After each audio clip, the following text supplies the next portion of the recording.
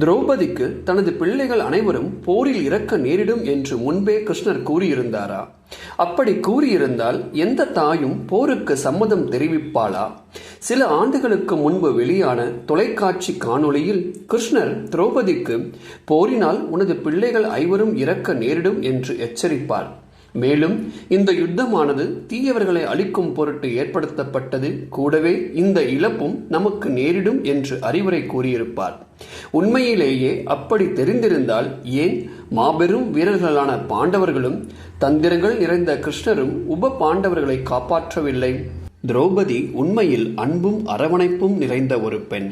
தன்னால் போர் உருவாக வேண்டும் என்று அவள் நினைக்கவில்லை. அவள் தனக்கு இழைத்த அநீதிக்கு அவர்களை தண்டிக்க வேண்டும் என்று நினைத்தாள். ஆனால் தருமன் அதைக்கூட எண்ணவில்லை. 12 ஆண்டுகள் வனவாசத்தையும் 1 ஆண்டு தலைமறைவு வாழ்க்கையும் முடித்த பிறகு சமாதானம் பேசத்தான் தருமன் எண்ணினான். போர் வேண்டாம், மாறாக தாங்கள் இழந்ததை திருப்பித் தர வேண்டும் என்று அவன் கோரிக்கை வைத்தான். தருமன் திரௌபதி பட்ட அவமானத்தையும் அவளின் சாபத்தை பற்றியும் அப்பொழுது அவன் எண்ணவில்லை. காரணம், போரினால் இரு பக்கங்களிலும் நிறைய உயிர்கள் இறக்க நேரிடும் என்று அச்சம் கொண்டே தருமன் போருக்கு விரும்பவில்லை.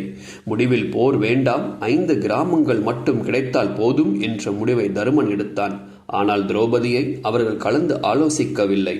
ஆனால் துரியோதனன் 5 கிராமங்கள் என்ன, ஊசி முனை அளவு இடம் கூட கிடைக்காது என்று கூறியதால் தான் போருக்கு பாண்டவர்கள் தயாரானார்கள். தருமனை தவிர மற்ற பாண்டவர்கள் போர் ஒன்றே வழி என்று எண்ணினர். அர்ஜுனன் போர் வந்தால் என்ன செய்ய வேண்டும் என்று மிகவும் பயிற்சி எடுத்து தவம் செய்து வனவாச நேரத்தில் பல அஸ்திரங்களை பெற்றிருந்தான். துரியோதனன் சொன்ன சொல்படி நடக்க மாட்டான் என்று பீமன் எண்ணினான். ஆகையால் இந்த வனவாசம் கூட தேவை இல்லாதது, இப்பொழுதே போர் தொடங்க வேண்டும் என்று கோரிக்கை வைத்தான்.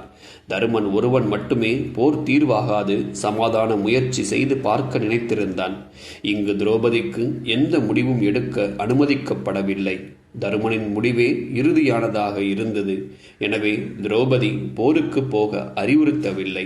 மேலும் பிள்ளைகள் இறக்கக்கூடும் என்று கிருஷ்ணர் முன்பே கூறவும் இல்லை.